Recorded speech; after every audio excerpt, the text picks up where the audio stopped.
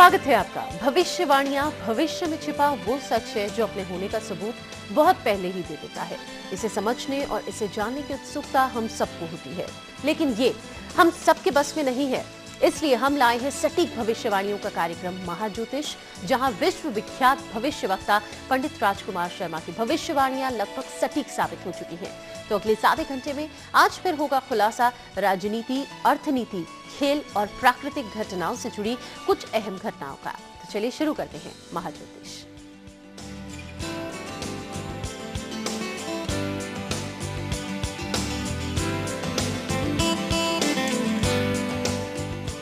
तो चलिए स्वागत करते हैं पंडित जी का। पंडित जी बहुत बहुत स्वागत है एक बार फिर से आपका हमारे इस खास कार्यक्रम में। पंडित जी सबसे पहले आज चर्चा करते हैं राजनीति की। प्रधानमंत्री के पद पर बैठे नरेंद्र मोदी के खिलाफ पुराने जनता दल के कई घटक मिलकर एक महामोर्चा बनाने की कोशिश में लगे हुए हैं। क्या लगता है आपको, ये नरेंद्र मोदी को मात दे पाएंगे क्या? इस महामोर्चा का भारतीय राजनीति में किस तरह का भविष्य आप देख पा रहे हैं? देखिए, ऐसा है किमी जी की बहुत वर्षों से मैं प्रधानमंत्री नरेंद्र मोदी की कुंडली का अध्ययन करते आया हूं, और जब भारतीय जनता पार्टी की कुंडली का अध्ययन करते हैं, नरेंद्र मोदी की कुंडली का और बाकी सब जितने भी उनके घटक हैं, यानी उनके संगठन के जो मेन लोग हैं, उनकी कुंडली का अध्ययन करते हैं, और साथ में ये जो अभी विपक्ष का एक जनता पार्टी का एक मोर्चा जो बन रहा है, जिसमें लालू जी हैं, नीतीश जी हैं, मुलायम जी हैं, इन सब की कुंडलियों का भी जब हम अध्ययन करते हैं और जिस वक्त इन्होंने इस मोर्चे का गठन किया उसकी भी हम कुंडली और गोचर बनाकर देखते हैं, तो ही हम किसी न किसी नतीजे तक पहुंचते हैं। तो आपने ये जब सवाल किया कि क्या होगा इस मोर्चे का और प्रधानमंत्री के साथ में क्या कोई ये हानि पहुंचा सकता है, एक बात तय है कि नरेंद्र मोदी एक सूर्य की तरह चमक रहे हैं। नरेंद्र मोदी जो है, उनकी कुंडली का जब हम अध्ययन करते हैं, चाहे वृश्चिक राशि में शनि की साढ़ेसती चली हुई हो, चाहे वृश्चिक राशि भारतीय जनता पार्टी की हो, उसमें भी साढ़ेसती चल रही हो, मगर शनि आचरण देखता है, शनि दंड देता है उस व्यक्ति को जिसने घोटाले किए होते हैं, शनि दंड देता है उस व्यक्ति को जिसका आचरण और चरित्र ठीक नहीं होता। इसलिए नरेंद्र मोदी और उसके संगठन के लोगों को कहीं भी शनि जो है दंड देते हुए दिखाई नहीं देता। अब बात रही इस मोर्चे की जो इन्होंने इकट्ठा करके बनाया है, 15 से 16 मेंबर ऑफ पार्लियामेंट हैं इनके पास। इनमें ना तो मायावती जी मिली हैं, ना ही कांग्रेस ने इनका समर्थन किया है। अब बात पूरी तरह से अगर इस मोर्चे के गठन की करें तो ज्योतिषीय आधार पर, गोचर के आधार पर यह बात साफ नजर आती है कि कहीं ना कहीं अगले 3 से 6 महीनों के अंदर अंदर यह जो मोर्चा है ये बिखर जाएगा। कहीं भी इस मोर्चे का अस्तित्व जो है वो स्थिरता की तरफ जाता हुआ किमी जी नजर नहीं आता है, क्योंकि नरेंद्र मोदी की कुंडली का और नरेंद्र मोदी के आभा का बहुत इंपॉर्टेंट बात है। मैं फेस रीडिंग भी करता हूं। नरेंद्र मोदी की आभा का, नरेंद्र मोदी के पूरे व्यक्तित्व के जब प्रभाव की बात करते हैं तो उसके सामने बहुत मुश्किल है, बहुत बड़े बड़े नेता जो हैं वो टिक नहीं पा रहे हैं। उसका कारण क्या है? ये डिवाइन बैंक का मतलब होता है धर्म का खाता। नरेंद्र मोदी एक ऐसे व्यक्तित्व हैं जिनके पास में धर्म का बहुत बड़ा खाता है। आप एक ऐसे व्यक्ति की बात कर रहे हैं जिसने नवरात्रों में 10 दिन पानी के ऊपर गुजारे, जिसने पशुपतिनाथ से बाहर निकलते ही आपको महसूस करवा दिया कि वो वहां पर एक डिवाइन बैंक में और अपने गुण पैदा करके आए हैं, वहां से और भोले बाबा का आशीर्वाद लेकर आए। तो यहां पर एक सूर्य के भांति चमकते हुए नेता के सामने यह जो मोर्चा है मुझे फीका पड़ता हुआ दिखाई देता है। मेरा ना तो व्यक्तिगत संबंध मोदी से है, ना व्यक्तिगत संबंध ये मोर्चे के किसी भी लोगों से है। एक बात तय है, यहां पर पूरी तरह से सटीक और स्पष्ट और ब्लंट भविष्यवाणियां, प्रेडिक्शंस की जाती हैं। इसलिए यहां ये आपके सवाल का उत्तर एकदम सिंपल और सुंदर भाषा में ये है कि कहीं भी इस मोर्चे का अस्तित्व अस्थिरता की तरफ ही जाता हुआ दिखाता है, स्थिरता की तरफ नहीं। कहीं ना कहीं इनके आपसी भेदभाव, आपसी द्वेष कहीं ना कहीं ये मोर्चे का अंत करने में बहुत जल्दी, बहुत ही दीर्घ आयु है, बहुत ही छोटी आयु है इस मोर्चे की, दीर्घ आयु नहीं है।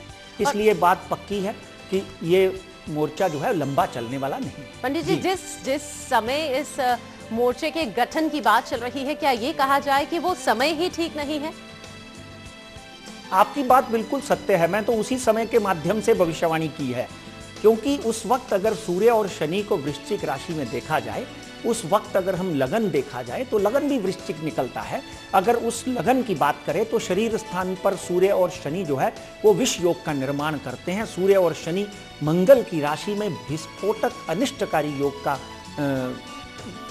एक योग बनाते हैं, जिसके कारण वो योग में पैदा हुआ कोई भी बच्चा हो या कोई भी पार्टी हो या किसी भी संगठन का ये कह लीजिए उद्घाटन किया जाए या किसी फैक्ट्री का उद्घाटन किया जाए, किसी ऑफिस का उद्घाटन किया जाए, तो उस पर्टिकुलरली दोष से वो रहित नहीं रह सकता। उस दोष का प्रभाव उसके ऊपर पड़ता है। इसीलिए इस मोर्चे की जो भविष्यवाणी है वो से ये कहकर मैं बंद करूंगा कि इस मोर्चे में बहुत ज़्यादा अच्छे दिन नहीं हैं। कहीं ना कहीं ये तितर बितर बिखरते हुए लोग जो हैं दिखाई देते हैं। हो सकता है आगे जाकर कांग्रेस कोई ऐसा संगठन, ऐसा मोर्चा बनाए जिसमें ये लोग शामिल हों। उस मोर्चे की संभावना ज्यादा प्रबल दिखाई देती है बनिस्बत कि ये लोग जो इकट्ठे हुए हैं इनमें स्थिरता रहे। जी चलिए पंडित जी, बिल्कुल आगे बढ़ते हैं। पंडित जी, अगर अगले 6 महीनों की बात करें तो उसमें देश की खेल नीति पर किस तरह का असर होने वाला दिखाई दे रहा है? खासकर अगर हम क्रिकेट की दुनिया की बात करें, बीसीसीआई के अध्यक्ष रहे एन श्रीनिवासन का क्या कुछ भविष्य दिख पा रहा है?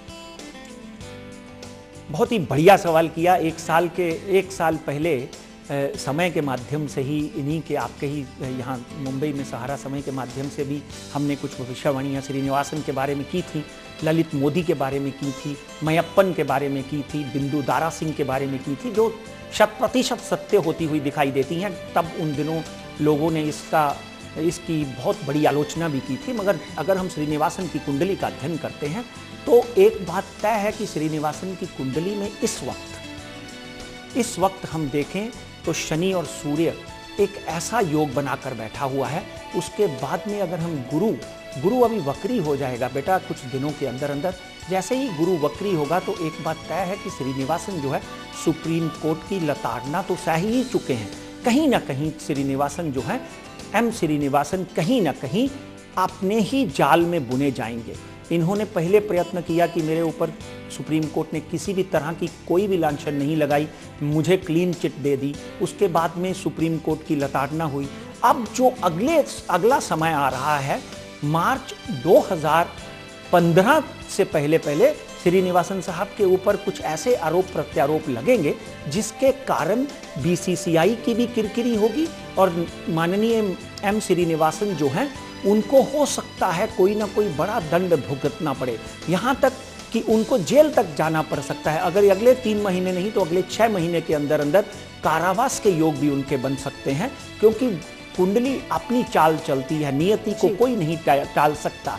जो होना है वो होता है। उन्होंने पिछले 1.5 साल में बहुत सी चालें चली जो उनके पक्ष में भी हुई, मगर कहते हैं कि ग्रह दशा अपनी चाल चलती है। राम को अगर वनवास होना है तो भगवान होकर भी होना है। अगर भगवान कृष्ण के ऊपर तीर लगना है तो वो तीर लगना ही लगना है। भीष्म पितामह को अगर तीरों की छैया पर सोना है तो सोना ही सोना है। नियति को कोई नहीं टाल सकता। इसी तरह श्रीनिवासन की नियति साफ साफ नजर आती है कि कहीं ना कहीं उनको यहाँ पर प्रताड़ना सहनी पड़ेगी। अब आईपीएल और मेप्पन की भी बात करना चाहें तो हम इसके ऊपर भी चर्चा कर सकते हैं। बिल्कुल। और चलिए पंडित जी, फिलहाल तो हम भारतीय क्रिकेट के महान खिलाड़ी महेंद्र सिंह धोनी पर चर्चा करने के लिए फिलहाल सोच रहे हैं। क्या कहते हैं धोनी के सितारे? आने वाले वक्त में धोनी क्या पाने वाले हैं और क्या खोने वाले हैं? बहुत ही इम्पोर्टेंट सवाल है और मेरा अनुरोध है समय के दर्शकों से कि इस बात को बहुत ही गंभीरता से सुने और इस बात को समझ के लें। मेप्पन, श्रीनिवासन, बिंदु दारा सिंह, इनकी कुंडलियों का जब हम अध्ययन करते हैं तो आईपीएल का भविष्य खटले में नजर आता है। कहीं ना कहीं 2017 से पहले आईपीएल स्क्रैप हो सकता है, ये लोग अंदर हो सकते हैं। अब इन्हीं के साथ में जुड़े हुए श्री धोनी चेन्नई सुपर किंग के कैप्टन और भारतीय क्रिकेट टीम के कैप्टन हैं। 7/7 उनका जन्मदिन है, सिंह राशि है। इस वक्त का वातावरण हम देखें तो एक बात तय है कि चेन्नई सुपर किंग जो है वो भी आईपीएल की एक टीम बनकर नहीं रहेगी।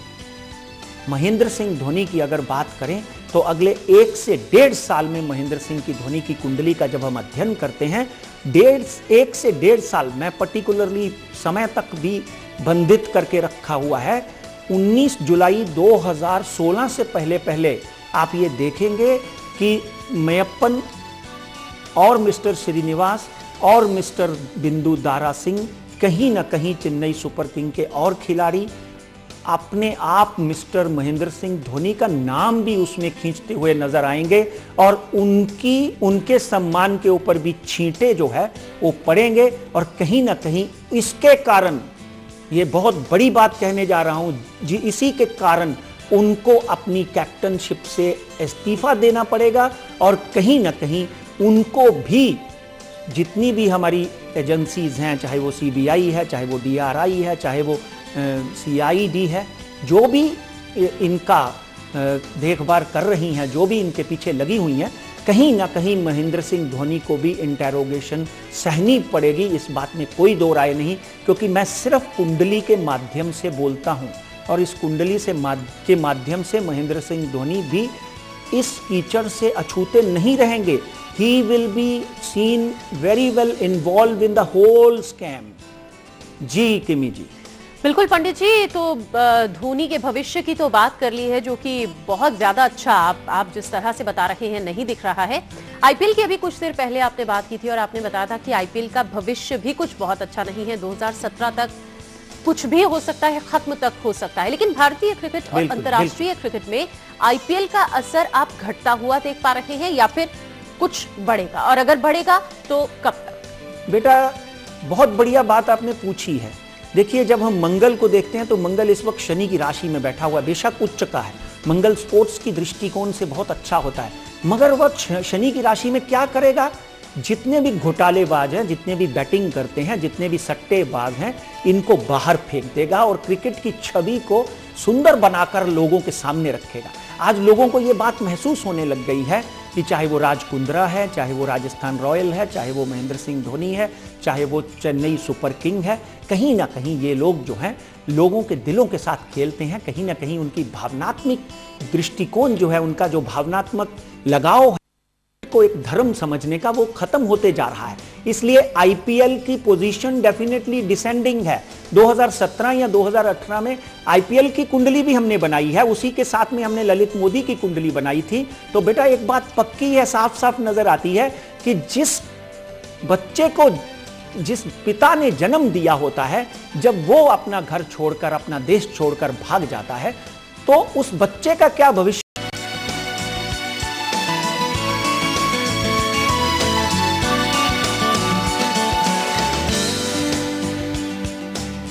स्वागत है आपका। पंडित जी, आपके पास एक बार फिर से आएंगे। इस सप्ताह कैसा रहने वाला है शेयर बाजार का ग्राफ? किस क्षेत्र में निवेश करना फायदेमंद साबित होगा और किस क्षेत्र में अगर कोई निवेश करना चाहे तो उससे बचना चाहिए?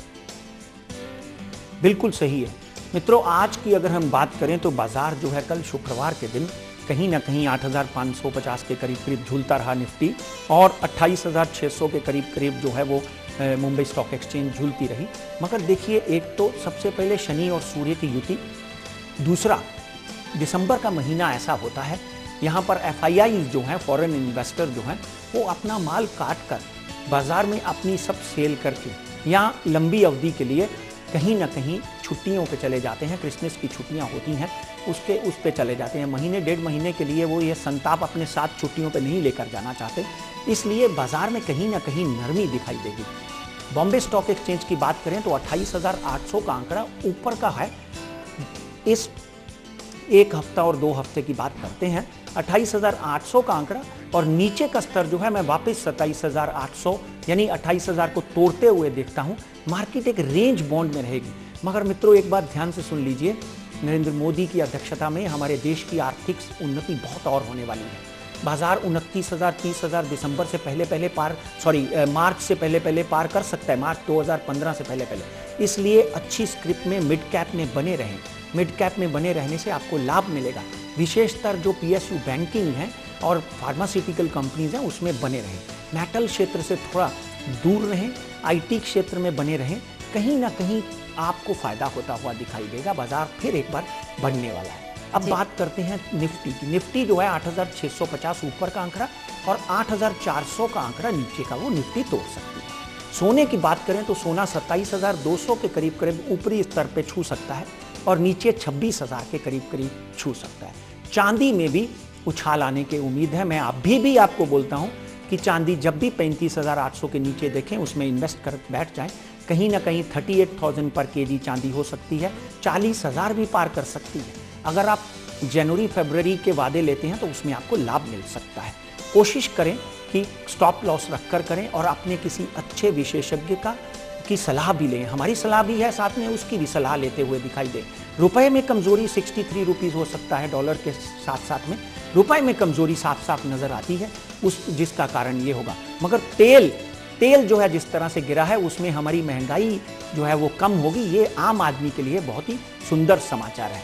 आपसे अनुरोध है कि पंडित राजकुमार शर्मा और समय की टीम आपके इन्वेस्टमेंट, आपके लाभ और आपके हानि की बिल्कुल भी जिम्मेदार नहीं है। आप कहीं भी अगर कोई इन्वेस्ट करते हैं तो आप हमारी सलाह और अपने विशेषज्ञ की सलाह जरूर साथ में रखें। God bless you. Pandit ji, आखिर में आपसे बहुत ही संक्षेप में ये जानना चाहेंगे, अभी तो आपने आने वाले सप्ताह के बारे में बताया, लेकिन अगर आने वाले 6 महीनों की बात की जाए तो शेयर बाजार कहां पहुंचता हुआ नजर आ रहा है? बिल्कुल, बहुत ही अच्छा किया आपने, ये बहुत अच्छा सवाल किया, क्योंकि दर्शकों को एक लेवल पता चल जाते हैं। अगले 6 महीनों में बॉम्बे स्टॉक एक्सचेंज 30,000 का आंकड़ा पार कर सकता है, इस बात में कोई दो राय नहीं। 30,000 का आंकड़ा हमारे देश में एक बहुत ही सुंदर सुख समाचार का बात है। और निफ्टी जो है वो 8,950 का आंकड़ा पार कर सकती है।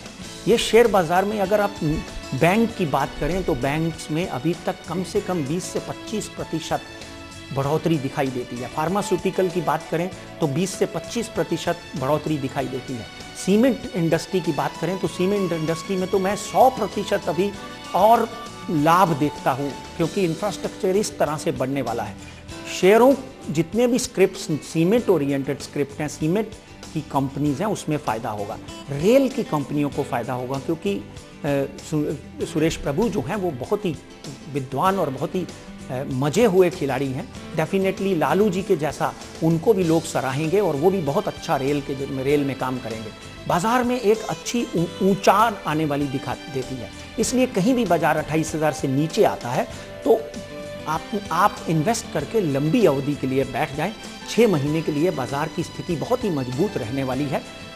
और सबसे बड़ी बात यह है कि आज तक एशिया बाजार और हमारा बाजार जो है किनी जी अमेरिका से और लंदन से चलता था, वहां पे अगर कुछ होता तो हमारा बाजार गिरता था। मगर आगे आने वाले दिनों में हमारे देश की राजनीति इतनी संगठित हो चुकी है, इतनी पक्की हो चुकी है, इतनी मजबूत हो चुकी है, जिसके कारण हमारे बाजार को दूसरे बाजारों के सहारे नहीं रहना है। हम खुद अपने बाजार में इन्वेस्ट करके उसको ऊपर लेकर जाने में सक्षम होंगे। ये बहुत बधाई की बात है पंडित जी। बिल्कुल, और इसी अच्छी बात के साथ कि शेयर बाजार नई ऊंचाइयां छुएगा। आज के लिए इस खास कार्यक्रम में बस इतना ही। बहुत बहुत शुक्रिया पंडित जी आपका हमारे साथ इस कार्यक्रम में जुड़ने के लिए। हरिओम। और इसी के साथ आज के लिए महाज्योतिष में इतना ही। यहाँ पर हम कुछ पलों के लिए रुकेंगे, लेकिन आप फिर किसी के साथ।